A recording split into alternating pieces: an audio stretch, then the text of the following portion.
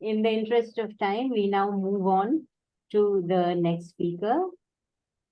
Our next speaker is Aashvi Gambhir. We have a very young speaker. She's a school student, 17-year-old student, currently studying at the Sri Ram School. From a young age, she immersed herself in the creative world and she aims to pursue economics. Her presentation is allied with her future aims. The study is analyzing the impact of education and employment on domestic violence among women in India. And she is basing her presentation on the National Family Health Survey of 2019 to 2021 report.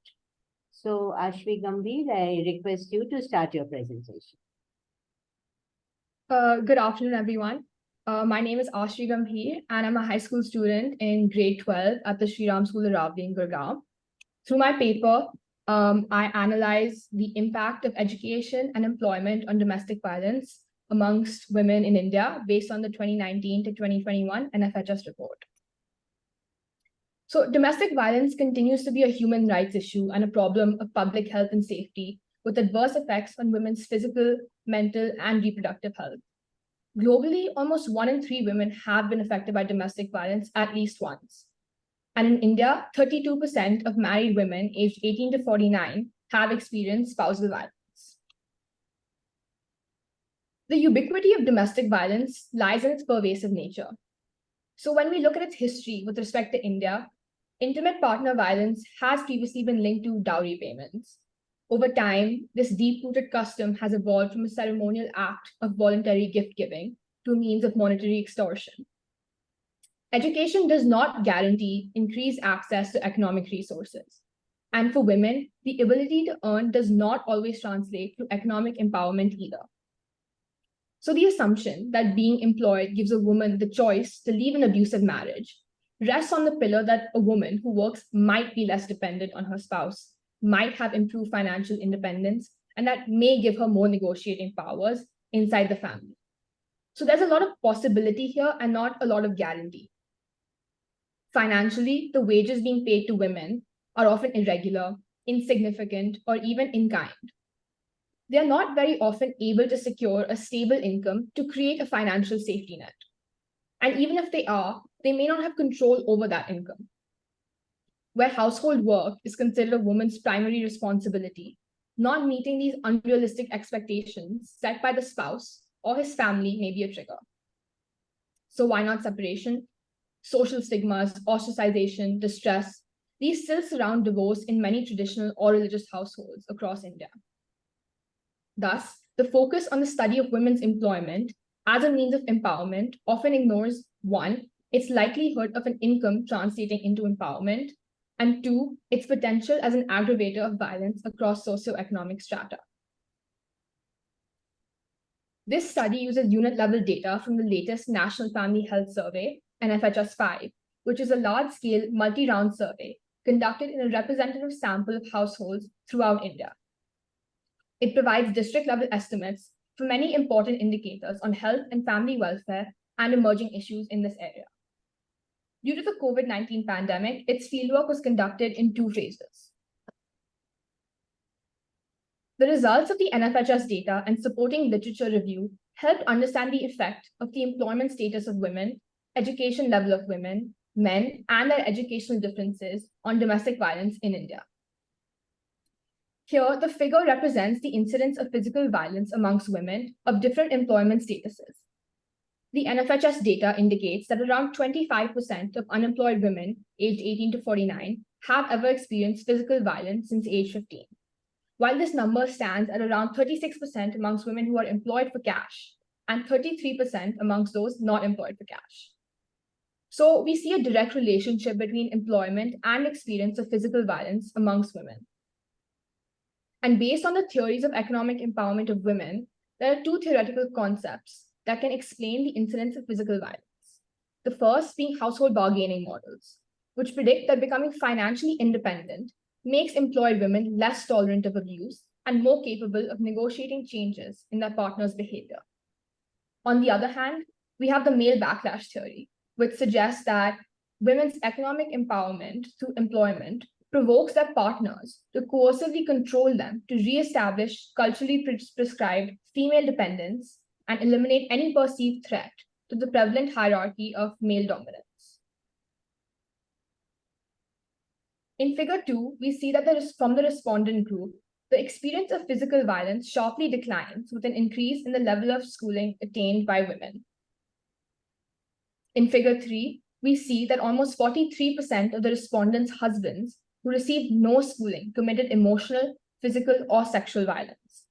This number is approximately halved at 21.6% amongst those with 12 or more years of schooling completion.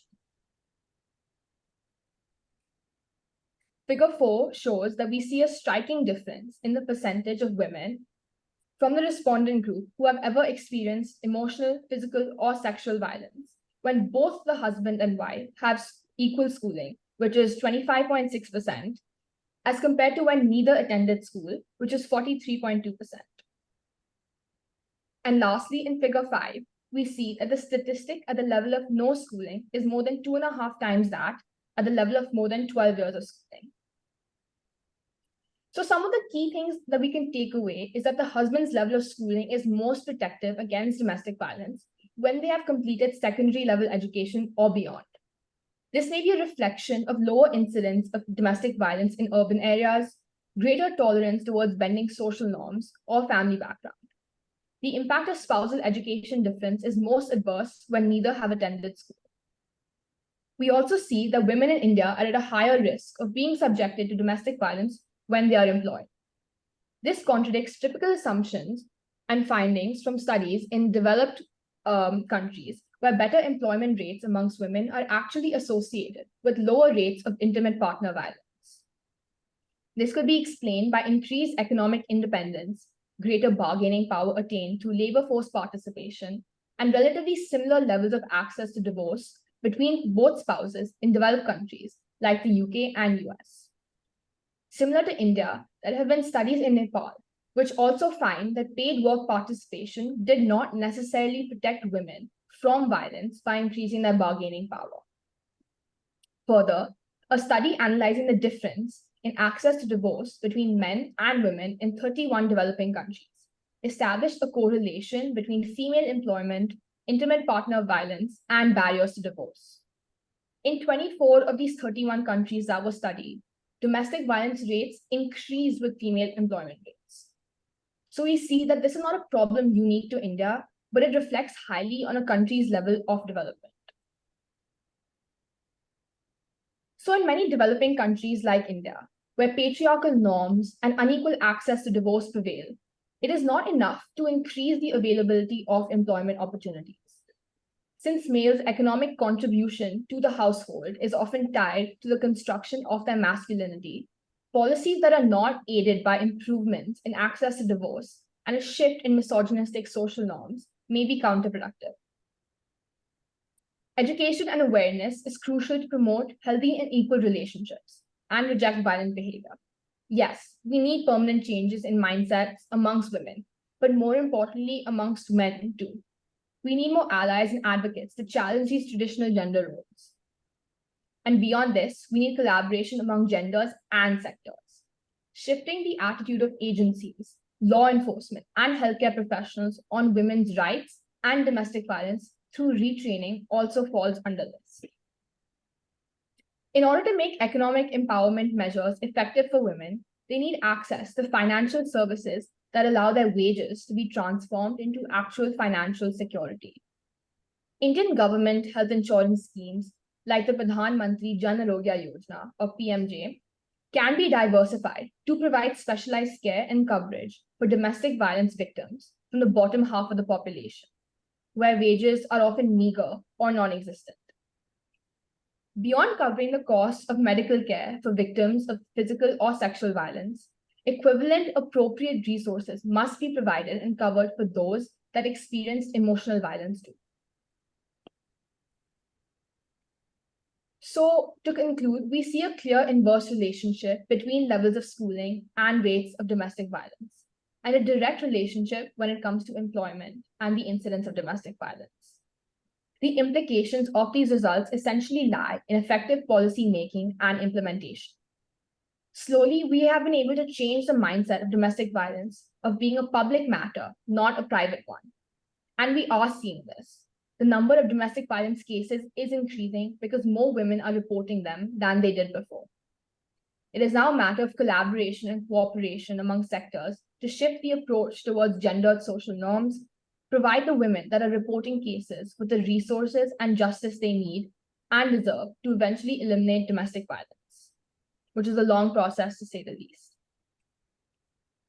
The examined data from the 2019 to 2021 NFHS was gathered in two phases, one being directly prior to the COVID-19 pandemic associated lockdowns, and other being immediately after the pandemic and its related effects, like nationwide lockdowns, restricted movement, a surge in unemployment rates, alcohol withdrawals within families, etc. The data collected was not adjusted for health and safety measures and affected factors, which contributed to a surge in both domestic violence cases and those that went unreported, potentially impacting otherwise consistent results. The NFHS data gathered did not account for employment status of the husband or differences in spousal employment status either. Thank you. Thank you, Aashvi. Now I open the forum for questions for her. Congratulations. She did not present like a school student, like a scholar. She made the presentation. Keep it up. Just a comment. Now in Sri Lanka, we have a domestic violation, Prevention of Domestic Violence Act that is making it a civil wrong as well, other than bringing that as a criminal offense under the penal code. So you can look at that and make suggestions in your publications to go for something like that in India. Yes, there's also a protection of women from Domestic Violence Act in India from 2005. Is it also including emotional harm? I do believe it has okay, right. a very broad definition and it could definitely be broadened, but yes. Okay.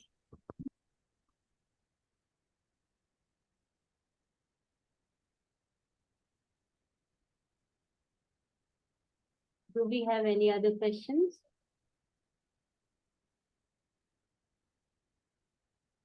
Aashvi, I would endorse the previous commenter's recommendation that you look into the act, because as you said, the access to divorce, there is an imbalance because of the cultural socialization as well as the, you could say, stigmatization.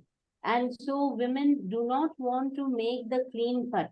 But within that law, what can be the kind of support services that is available, that is made available by the law, that would be an important recommendation for supporting women who want to get away from that abusive situation, but are unable to do so due to various reasons. So look into that and try to come up with recommendations within the existing legal framework. Yeah, okay, I will. Thank you. So now we move on to the next speaker, who is